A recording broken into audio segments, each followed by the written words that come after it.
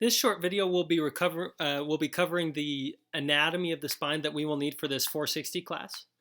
It may be worthwhile for you, depending on how long ago your anatomy was, it may be worthwhile to go and review some individual vertebral anatomical bony landmarks, some names, and how the vertebrae interact one on top of the other, so that you have a better understanding of that.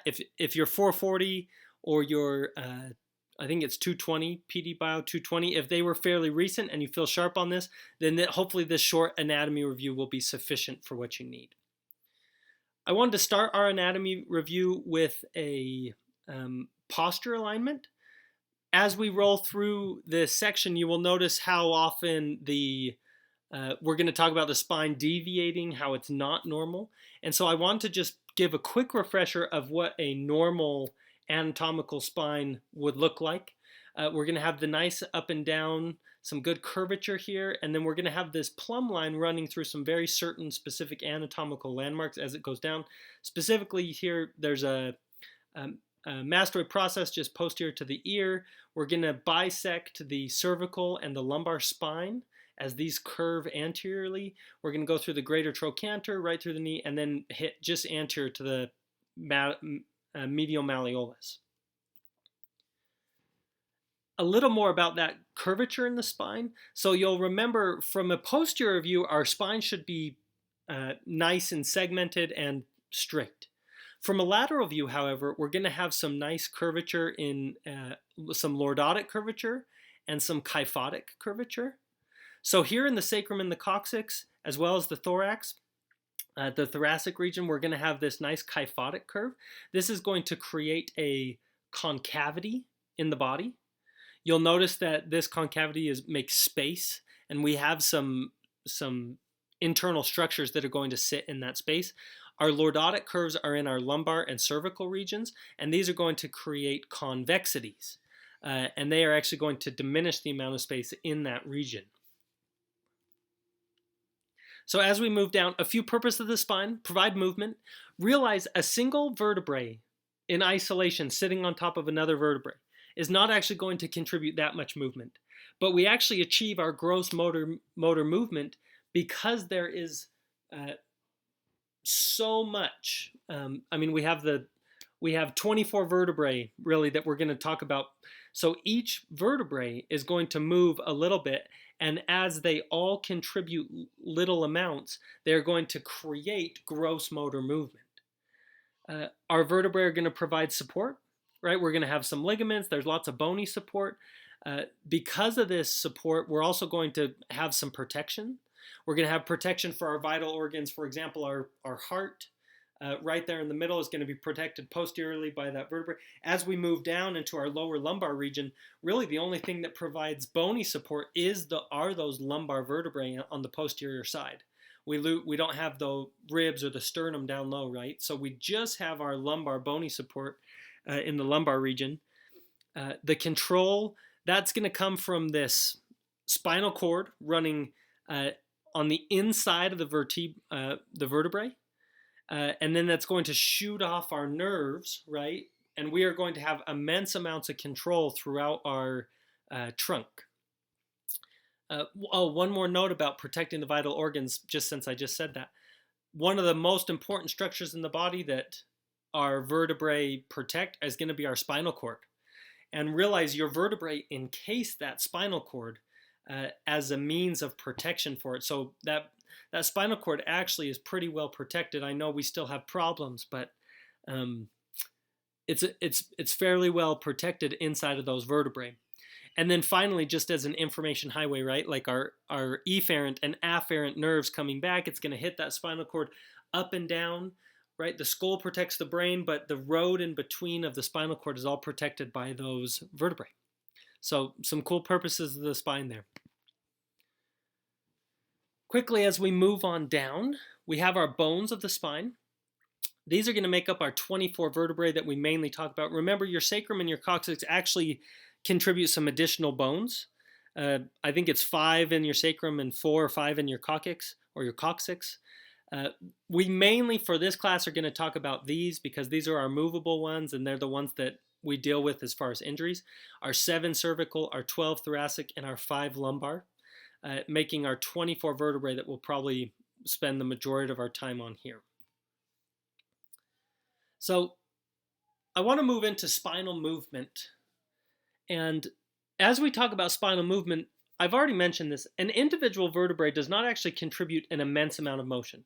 However, when you stack all 7 cervical, or when you stack all 12 thoracic, or all 5 vertebrae, or all 5 lumbar, or you put all 24 together, that is what contributes the mass amount of movement that we can experience in the spine. So with that being said, realize each one does move, and each one can help us accomplish any one of these motions. However, the gross movement comes because they all work together. Now, that being said, individual regions of the spine are going to contribute more towards a motion than another, depending on the region of the spine it's in. So, for example, in the lumbar region is very good at contributing to our flexion and our extension in our spine.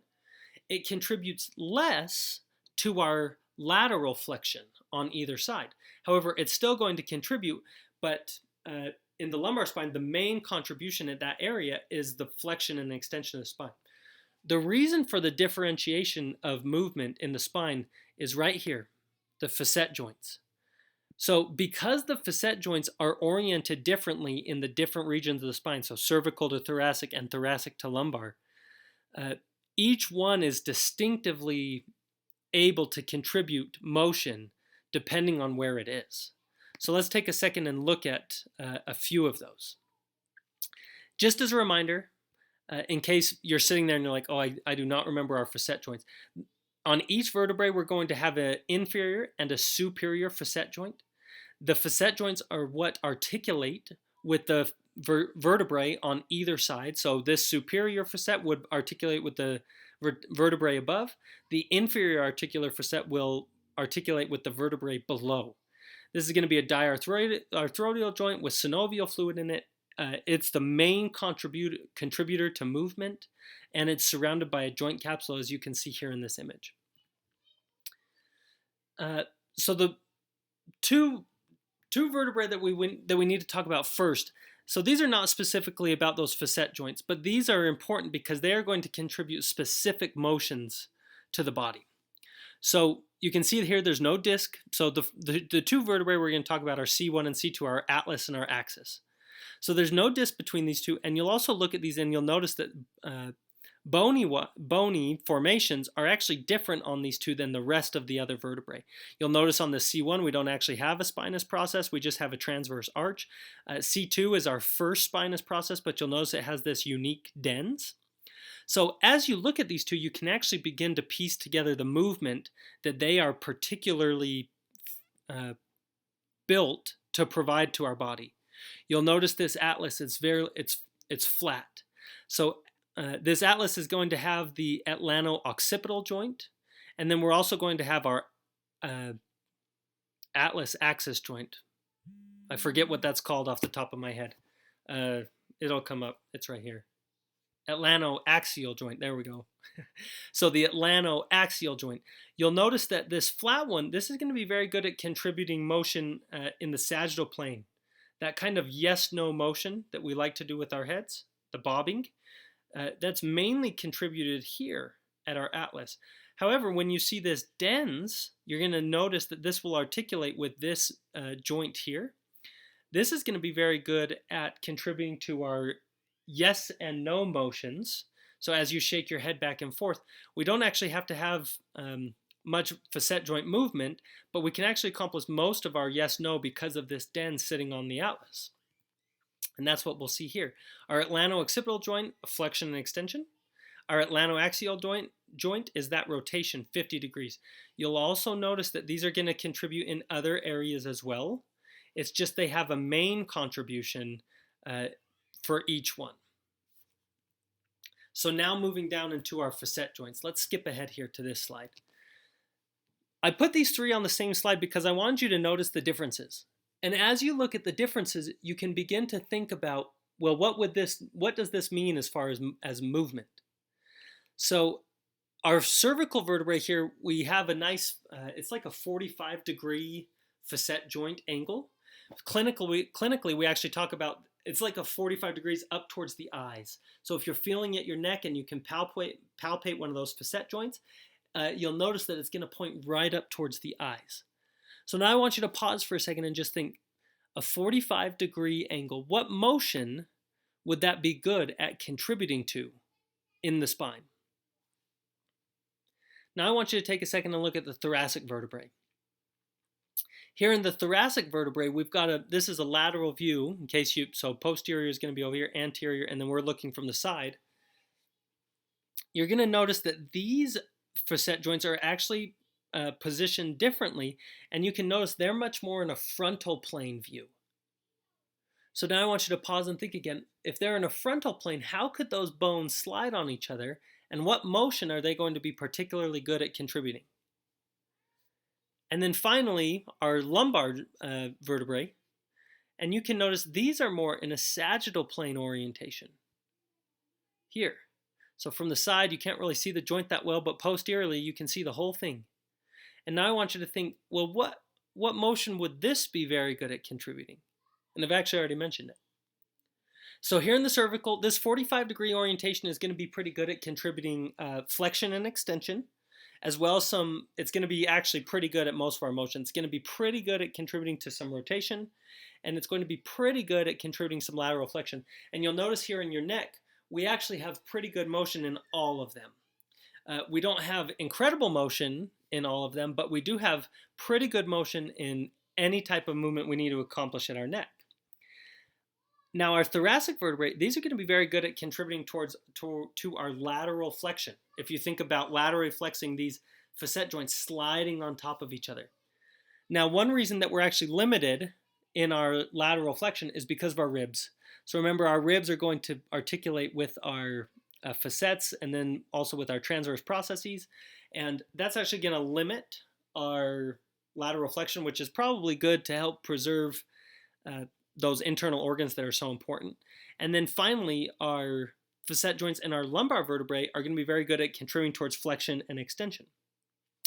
Realize, although these are specifically built to handle certain types of motions, they're going to contribute to all, but they're just built to emphasize one type of movement.